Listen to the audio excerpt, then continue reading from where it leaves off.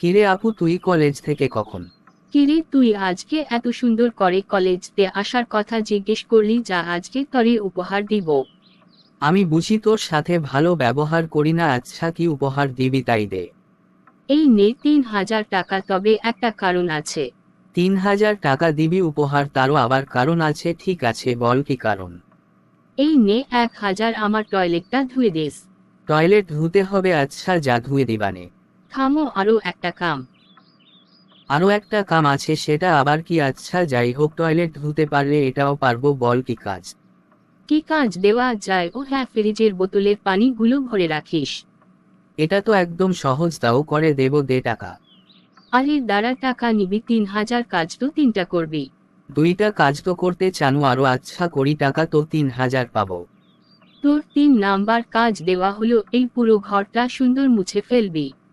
তুই কোন চিন্তা করিস না, ঘর মুছা তো যা আমি সব করে দেব, দে টাকা।